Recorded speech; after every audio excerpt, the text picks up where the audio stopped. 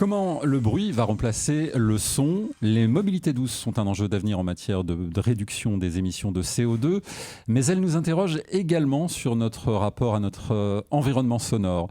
Dans quelques minutes, nous aborderons la question avec Françoise Dubois de la SNCF, mais avant cela, je vous propose d'aborder la question du point de vue de la recherche. Bonjour Nicolas Misdaris. Bonjour. Vous êtes directeur adjoint du laboratoire des sciences et technologies de la musique et du son, STMS Lab, et responsable de l'équipe perception et design sonore à l'IRCAM. Alors, pour des personnes comme moi, un moyen de transport, une voiture, un train, un avion, ça fait du bruit. Pour vous et pour vos équipes, ça fait du bruit. C'est un objet de recherche. Et c'est ce qu'on va voir ensemble. D'abord, on va partir d'un constat. La mobilité crée du son. On n'y peut rien. Alors effectivement, la mobilité, c'est des machines le plus généralement mécaniques, mais qui peuvent faire appel aussi à la chimie, à la vibration, à de l'aérodynamique, etc. Donc toutes ces interactions physiques vont créer des bruits et des sons qui sont objets d'étude, d'une part. Mais également, les mobilités, c'est aussi des machines avec lesquelles on va dialoguer. Et donc là, on est dans le paradigme interface homme-machine. Et c'est là où le son peut jouer aussi un rôle qui est de faciliter cette communication entre l'homme et la machine. Oui, il y a deux aspects. Il y a celui qui est subi et puis celui qui va être utile. Alors effectivement, on a tendance à catégoriser les sons issus d'artefacts comme les objets de mobilité en d'une part des sons qu'on appelle intentionnels, donc des sons qui vont être créés, des sons artificiels qui vont être rajoutés, et d'autre part des sons non intentionnels, donc des sons qui sont subis, comme vous dites, des sons organiques finalement, à la machine ou à l'objet de mobilité. On va prendre un exemple très concret sur lequel vous avez travaillé, je crois, la Zoé. Une voiture thermique, elle a un son qui est travaillé mais qui peut être subi. La Zoé, on lui a rajouté du son. C'est un exemple typique de du son intentionnel.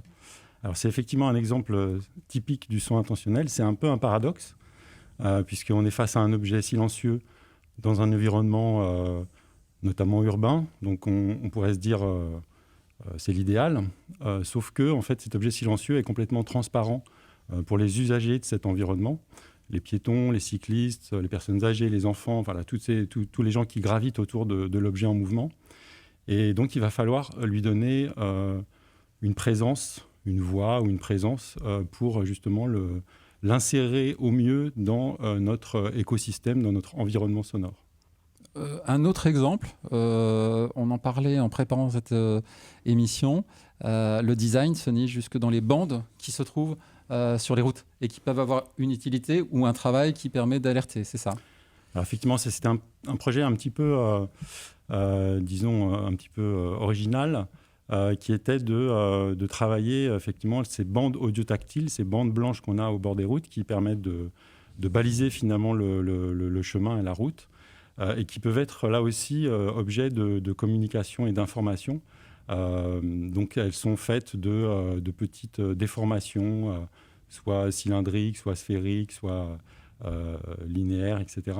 Et donc le design un peu de forme de ces bandes-là peuvent effectivement permettre de designer le son qu'elles produisent lorsque un pneu va passer dessus et donc donner de l'information au conducteur.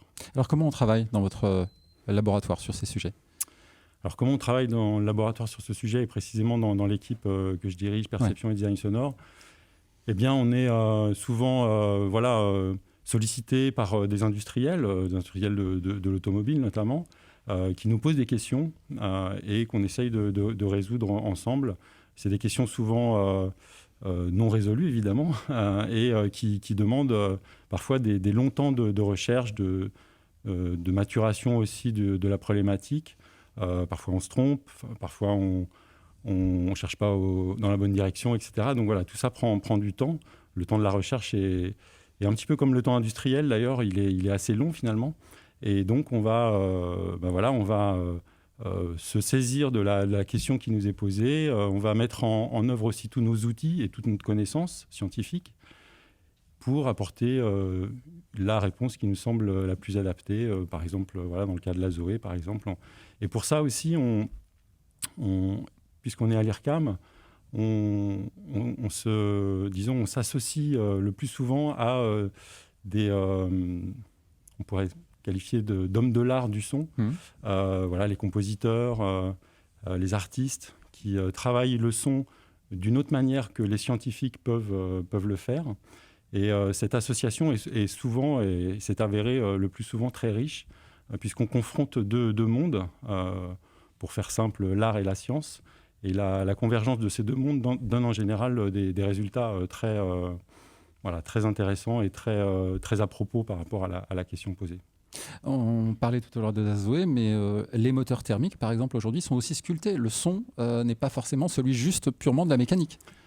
Alors effectivement, la tendance actuelle est de sculpter, comme vous dites, les moteurs thermiques, alors non pas vers l'extérieur, mais plutôt pour redonner de l'information à l'intérieur de l'habitacle. Voilà, c'est des paradigmes qui sont souvent appelés acoustiques actives ou voilà, des choses comme ça, et qui vont avoir pour objectif effectivement de travailler le son à la fois au niveau fonctionnel, donc redonner de l'information sur par exemple la vitesse à laquelle on va rouler, etc., mais aussi toucher une dimension plus esthétique, plus affective finalement qu'on a avec le son des voitures, et donc permettre à l'usager, au conducteur, mais aussi aux passagers de ressentir différents sons de moteur, à différents moments aussi, à différentes conditions de roulage, à différents moments de la journée, par exemple, etc. Donc avoir une espèce de modularité et avoir une prise plus grande finalement sur le son organique du moteur thermique. Dans les sons choisis, intentionnels, il va y avoir aussi dans l'avenir toute la conversation avec la mobilité dans la voiture. Ça aussi, c'est quelque chose qui va considérablement évoluer ? Alors, c'est effectivement une tendance lourde d'inclure et d'insérer des assistants vocaux, la voix, pour dialoguer, encore une fois, pour effectuer ce dialogue entre l'homme et la machine. Donc, oui, les assistants vocaux arrivent dans les habitacles automobiles, par exemple. Mais cette communication, elle peut être aussi non vocale. Et c'est là où voilà, on se dirige vers des solutions qui sont de l'ordre de la sonification, par exemple, ou des interfaces homme-machine sonores qui transmettent des informations de manière non verbale. Ça a la vertu aussi d'être un petit peu plus universel, puisque dès qu'on met du vocal, on va devoir se pencher sur la question de la langue, par exemple. Voilà, on ne va pas mettre le même vocal, évidemment, en Asie qu'en Amérique ou en Europe. Donc voilà, ça donne une certaine universalité. Travailler uniquement avec le son et non pas avec la voix peut donner une certaine universalité qui est parfois recherchée dans certains problèmes. Vous êtes dans la recherche, dans l'acoustique, dans le design. Est-ce qu'il y a des modes quand même que vous observez, vous ? Est-ce qu'en tout cas, les industriels viennent aussi avec cette question-là ? Ou est-ce que vous voyez évoluer dans des demandes qui sont quand même liées à une certaine mode ? Alors, il y a des modes, hein, c'est sûr, comme dans toute l'activité humaine. La mode, actuellement, ça pourrait être d'aller justement vers plus de modularité et d'adaptabilité des propositions sonores ou des usages du son. De personnalisation ? De personnalisation, ouais. Voilà, c'est ça. Alors, sachant que la personnalisation, ça peut aussi avoir des effets un petit peu négatifs. Ça peut amener trop de diversité, finalement. On peut le voir d'ailleurs dans certains... Alors, je ne citerai pas ni de marque ni de nom, mais il y a certaines marques ou certains modèles qui proposent des choses hyper personnalisées et donc qui là cassent un petit peu les relations aussi qu'on peut avoir entre le son et l'objet auquel on applique ce son. Et ça, c'est quelque chose d'important aussi, cette congruence et cette cohérence entre l'objet qu'on a en face de nous ou bien qu'on manipule et le son qu'il produit, etc. On ne peut pas mettre finalement n'importe quel son sur n'importe quel objet. Donc voilà, cette hyper-personnalisation, elle peut aller vers des écueils comme ça qui sont un petit peu délicats à gérer, je dirais. Alors il y a aussi un enjeu sociétal lié à la mobilité, un enjeu d'environnement sonore. Vous avez des axes de recherche, en tout cas des réflexions, des pistes pour faire évoluer peut-être le son de la mobilité plus en symbiose avec l'environnement ? Alors oui, effectivement, dès qu'on parle de mobilité, de nouvelle mobilité, on va parler de nouveaux objets sonores qu'on introduit dans un écosystème, comme je le disais tout à l'heure. Et donc là, on est quasiment dans une approche un peu écologique, en tout cas dans un questionnement un peu écologique du problème. C'est-à-dire que si on reprend par exemple le cas du véhicule électrique, on peut le formaliser de la manière suivante, qui est, on a une nouvelle espèce qu'on va introduire dans un environnement et il va falloir réfléchir finalement, puisque c'est une espèce artificielle, il va falloir réfléchir au son et à la place qu'elle va avoir dans cet environnement. Et là, on touche à des problématiques écologiques, puisque si on lui donne, si on le fait parler trop fort, par exemple cet objet, choses comme ça, eh bien, ça va saturer l'environnement, ça va permettre ça va ne permettre aux autres, ça va empêcher plutôt les autres espèces de communiquer entre eux, etc. Donc, on a un rôle malgré tout, oui, sociétal un petit peu, qui est de réfléchir à l'impact finalement du son artificiel qu'on rajoute sur l'environnement, la société, les gens, etc. On fixe des horizons, des enjeux, des ambitions en termes de transformation, par exemple des motorisations. Je sais qu'aujourd'hui, la date de 2030 est un objectif des gouvernements, des constructeurs. Modifier le paysage sonore de la mobilité. Alors prenons la voiture, on ne va pas faire tous les secteurs, c'est trop vaste, mais on peut imaginer que ce paysage, peut-être que le bruit, quand on sera au bord des routes, deviendra des sons. À quel horizon ? C'est quoi le temps entre la recherche et l'application ? Alors c'est un peu difficile à dire parce qu'on n'est pas maître non plus de la vitesse d'avancement finalement des gros changements industriels que constitue par exemple le passage du thermique à l'électrique. Mais c'est de toute façon un temps assez long, comme je le disais, plusieurs années au moins. Et ce qui est sûr, c'est qu'effectivement, on va changer la nature du paysage sonore, c'est évident, puisque, disons, pour caricaturer, il y a 20 ans, 30 ans, on était dans le 100% thermique, des sons de moteur très caractéristiques qui font aussi partie de notre histoire sonore commune. Actuellement, on est dans un entre-deux entre le passage du thermique à l'électrique, et c'est sûr que dans 10, 20, 30, peut-être 50 ans, on sera dans une situation où on n'aura que des véhicules électriques silencieux ou quasi silencieux dans notre environnement. Donc ça va forcément changer le paysage sonore de nos enfants et petits-enfants, etc. Merci Nicolas Misdaris. Je rappelle que vous êtes directeur adjoint du laboratoire des sciences et technologies de la musique et du son et responsable de l'équipe perception et design sonore à l'IRCAM. Et après le regard du chercheur, je vous propose de passer à des cas d'usage avec Françoise Dubois de la SNCF. Merci.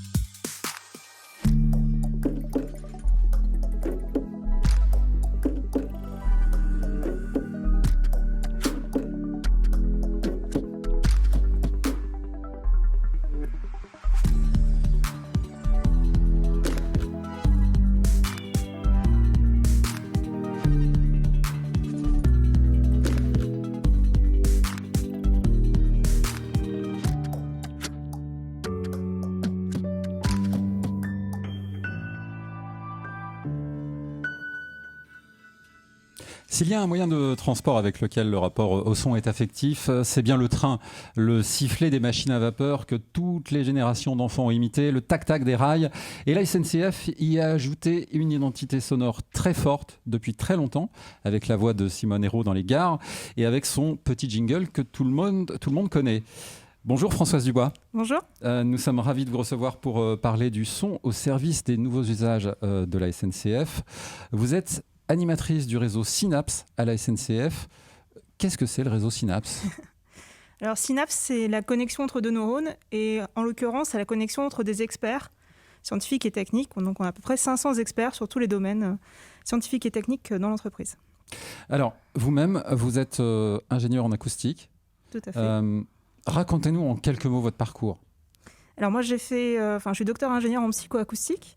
J'ai travaillé sur le masquage des sons dans les bruits des transports. Et puis après, j'ai travaillé pour Renault et la SNCF sur ces sujets-là. Alors, à la SNCF, la question du son et des nouveaux usages se pose dans tous les compartiments, si je puis dire, ou du moins à tous les étages. Commençons par l'extérieur, le bruit des trains, l'impact sur les riverains. Comment abordez-vous ce sujet aussi vaste ? On va dire que dans le passé, les projets ont permis de comprendre et de modéliser le bruit ferroviaire, qui est assez complexe. On a eu plusieurs solutions pour essayer de réduire ce bruit. On voit qu'aujourd'hui, ce n'est pas forcément suffisant. L'acceptation sociétale est difficile concernant le bruit ferroviaire. Donc, on doit faire évoluer les réglementations, notamment sur des indicateurs événementiels sur le passage de ces trains. Alors, indication, mais et en même temps traitement. Tout à fait, oui. Il y a eu des solutions, notamment des écrans acoustiques un peu différents, en essayant de s'intégrer au mieux au paysage, avec des cristaux soniques par exemple. C'était une inspiration du LOM, le laboratoire du Mans, avec des murs anti-bruit en bambou. Donc voilà, on essaye de nouvelles choses aussi pour l'intégration avec la concertation avec les riverains. On parlait de voitures tout à l'heure avec Nicolas Misdaris. Au niveau des trains, on peut encore réduire le bruit du train et comment ? Alors, le bruit à l'intérieur, on n'est déjà pas mauvais. Je parle à l'extérieur pour l'instant. Restons à l'extérieur. À l'extérieur, je pense qu'on peut encore s'améliorer, mais les marges de manœuvre sont quand même faibles. Par contre, ce que je vous disais, on essaye de travailler sur le passage, finalement, parce que souvent, il y a un effet de surprise aussi. Ouais. Et puis, j'ai un peu travaillé sur les émergences. Donc, voilà, est-ce qu'on ne peut pas améliorer notre qualité du passage ? Et alors, on travaille comment pour ça ? Équipes de recherche. Oui, il y a plusieurs équipes, mais sur les sources de bruit, en fait, sur les différentes sources acoustiques, ferroviaires, et aussi sur la captation, finalement, donc sur les écrans qui peuvent permettre de protéger les riverains. Alors, on monte à bord, parce que c'est un sujet. Dans les années qui viennent, comment va évoluer le confort des passagers, le confort sonore ? Alors, comme le disait Nicolas tout à l'heure, on est passé de la réduction du bruit à la qualité, mais on a aussi maintenant, on travaille sur le son d'accueil, par exemple, ou comment on va accompagner le voyageur. Parce que finalement, le voyage, c'est cette notion de liberté, d'imaginaire, mais souvent, c'est aussi source de stress. Donc, comment on peut proposer du contenu, comment on peut accueillir les personnes à bord, comment on peut aussi annoncer, je ne sais pas, avec des alarmes qui signifient quelque chose. Parce que l'utilisation du son dans un transport collectif, c'est toujours un peu compliqué. Donc, il faut rester le plus discret possible également. Vous avez des exemples de ce qui va arriver ? Alors, de ce qui va arriver, pas forcément. De ce qui pourrait arriver, ça pourrait ressembler à quoi ? Racontez-nous. Ça peut être... on avait eu plein d'idées avec des étudiants en design sonore, notamment avec l'IRCAM, sur un son qui vient accompagner le bruit de passage, finalement, à l'intérieur du train. Avec finalement une façon de voyager avec le son, avec des éléments qui viennent arriver en fonction de l'église qui passe au loin ou des éléments, je sais pas, il pleut, donc comment ça vient changer le son. Donc ça, c'est intéressant. Et puis aussi, parce que là, on parle du train, mais il y a aussi tout l'accompagnement jusqu'à sa place. Donc ça peut être de la signalétique sonore aussi. Voilà, c'est des exemples. En déclinant, par exemple, je parlais tout à l'heure de l'identité sonore de la SNCF, en déclinant cette identité, par exemple, ou en la faisant évoluer pour qu'elle soit dans tout le chemin. Tout à fait, oui. Ouais. L'identité de marque SNCF est très connue, vous l'avez dit, via le jingle et la voix de Simone, mais on a plein d'autres sons qu'on subit, plutôt, alors qu'ils font partie de notre quotidien et qui ont du sens. Les bulles de silence, Vous savez, ces sons qui viennent réduire le son extérieur. Ça, c'est des choses sur lesquelles vous travaillez, qu'on pourrait imaginer dans le train. Alors oui, jour. c'est un sujet de travail, mais c'est l'est depuis pas mal de temps. Ouais. Je pense que c'est aussi un peu un rêve. Aujourd'hui, les gens s'isolent via leurs écouteurs. Mais oui, c'est des sujets sur lesquels on travaille, aussi sur les moyens de sonifier finalement les haut-parleurs. Est-ce que ça sera toujours des haut-parleurs? Est-ce qu'on va diffuser du son différemment au sein des trains? Voilà. Alors, la relation client aussi, c'est dans une vraie réflexion et à tous les niveaux. On en parlait tout à l'heure, mais on va détailler un tout petit peu. L'identité sonore va se nicher partout, dans la gare, peut-être en compostant, même si on composte plus forcément son billet, dans toutes les machines. Enfin, partout, la question du son se pose. Oui, c'est ça. Mais aussi dans les interfaces. On parlait d'interface homme-machine, mais on a de plus en plus de chatbots ou autres.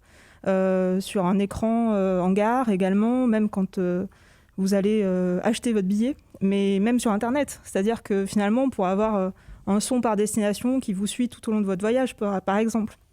En tout cas, comment on peut aider nos voyageurs, parce qu'on a aussi des personnes, par exemple, déficientes visuelles. Donc ça peut être aussi des choses intéressantes pour eux.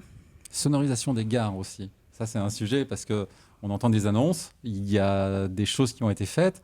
Mais parfois, le bruit, c'est un vrai sujet de pouvoir entendre les annonces dans les gares parce qu'il y a un peu de brouhaha, il y a un peu de... C'est un sujet sur lequel vous travaillez. Ça va dans tous ces compartiments-là, comme je le disais tout à l'heure. Oui, alors moi, je trouve qu'on n'est pas si mauvais que ça parce qu'une gare silencieuse, ça serait aussi assez perturbant, complètement. En tout cas, ça fait aussi partie de notre imaginaire. Hein. Dans les films, on entend souvent un bruit de crissement de train qui arrive. En tout cas, ça marque un environnement, ça marque un paysage sonore. Et oui, le bruit des gares, il y a aussi le piano finalement. Donc il y a d'autres éléments qui viennent arriver, qui arrivent dans notre paysage sonore. Et puis, il y a aussi quelque chose qui va arriver, c'est toute la partie autonome. Alors ça sera peut-être les gares, peut-être les navettes. Tout ça va modifier profondément l'approche du son. Tout à fait. Effectivement, on pense au train, mais c'est aussi un voyage qu'on appelle porte-à-porte. Donc, comment on va arriver jusqu'à notre destination finale? Est-ce qu'on va nous amener notre voiture autonome via un parking un peu plus loin? Est-ce que sur les lignes de desserte fine du territoire, comme on les appelle, on va bétoniser nos voies ferrées pour mettre des navettes autonomes? Tout ça, ça peut être des sujets effectivement qui rejoignent les sujets automobiles. Oui. Ça veut dire que demain, la SNCF ne fera, alors déjà aujourd'hui, mais plus forcément des voies qui sont du rail. En tout cas, il y a des expérimentations, ouais, notamment vers Nantes. Oui.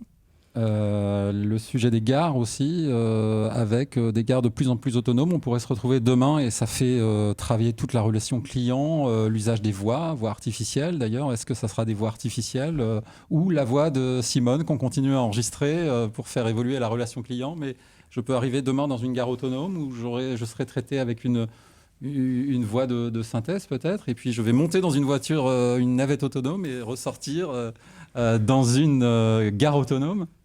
En tout cas, je pense que quand on est en train, on réfléchit bien sûr au train autonome. Alors, il y a la relation au contrôleur, mais c'est vrai qu'on aura forcément moins de présence humaine, peut-être. Et donc, il faut quand même assurer une présence, un accompagnement à ce voyage-là. Donc, ça va passer par la voix, forcément, mais pas que. Et puis après, dans les gares, oui, on a toute la relation client, mais même aujourd'hui, pour acheter un billet, finalement, l'agent n'est pas toujours présent physiquement derrière. Donc oui, c'est des sujets qui sont d'importance pour nous. Oui. La voix de Simone, j'imagine qu'il y a plein de choses qui sont encore à enregistrer, il y a plein de nouveaux messages, etc. Mais vous vous interrogez sur ce que peut apporter l'intelligence artificielle. On parlait tout à l'heure, par exemple, des intonations. Il y aura demain des filtres qui vont permettre de moduler les intonations. Est-ce qu'on peut imaginer que, y compris sur une voix humaine qu'on connaît bien, qui est familière, qui est celle de la SNCF, demain, on pourra, grâce à l'intelligence artificielle, moduler sa voix en fonction du contexte, de la journée, etc. C'est des sujets, ça, chez vous? En tout cas, SNCF se veut être une marque bienveillante, de confiance, etc. Donc la voix de Simone, pour l'instant, elle représente tout ça. Mais c'est vrai que moi, j'ai toujours été intéressée par ce type de recherche-là. Aussi pour une relation client, notamment, il y a un problème. Donc oui, ça pourrait aider nos agents ou un agent virtuel à améliorer sa relation client. Ouais. il y aura quand même toujours le tac-tac des rails. Espérons, mais si on imagine d'autres types de trains, peut-être que ce tac-tac disparaîtra. Très bien, merci beaucoup Françoise Dubois. Je rappelle que vous êtes animatrice du réseau Synapse à la SNCF et vous êtes venue nous parler des nouveaux usages de la mobilité dans votre société. Merci beaucoup. Merci.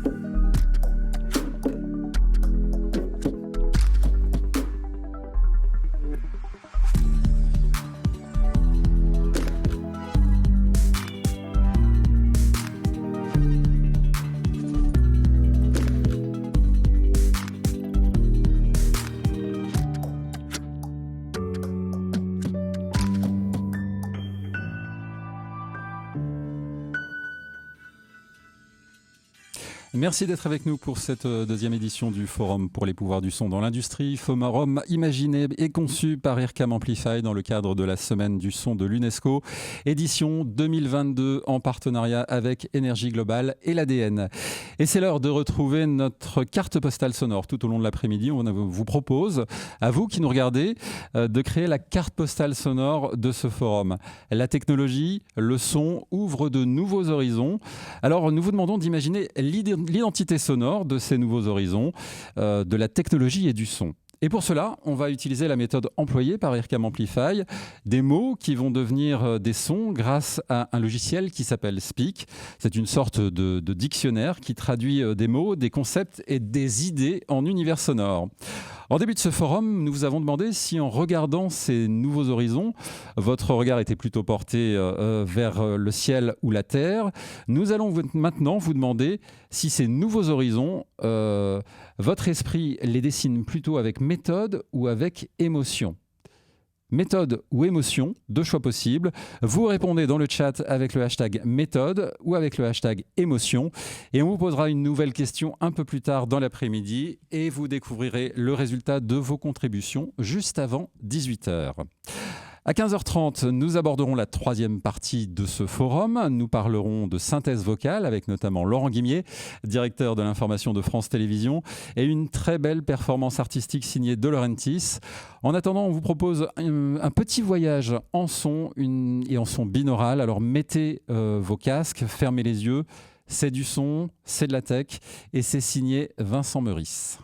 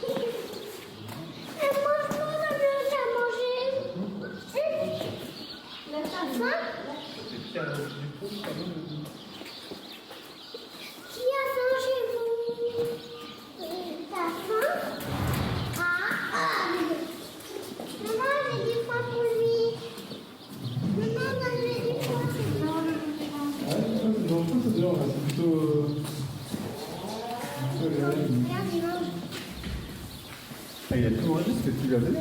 Oui, c'est des fois. Tu vois la différence en nous? C'est beaucoup plus fin ça. Tu vois, regarde, on voit la différence entre les deux. Ça c'est tout fin, c'est de l'air, c'est sèche. Et on voit, il y a encore le blé dessus. Là.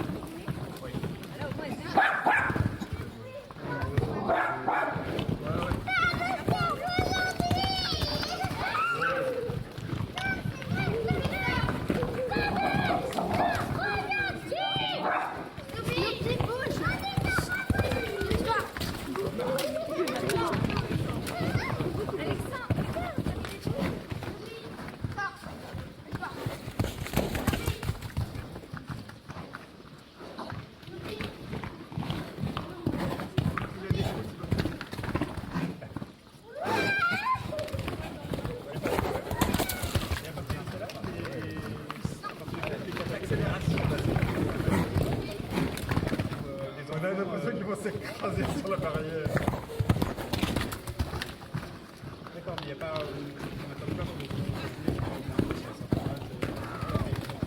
saut d'obstacle, par exemple.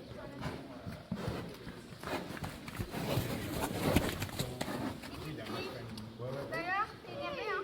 Ah oui, donc c'est plus une sorte de poids que de... Il y a les deux poids. Je me demandais s'il n'y avait pas une... Mais il n'y a pas officiellement un effet lumineux, un poids minimum.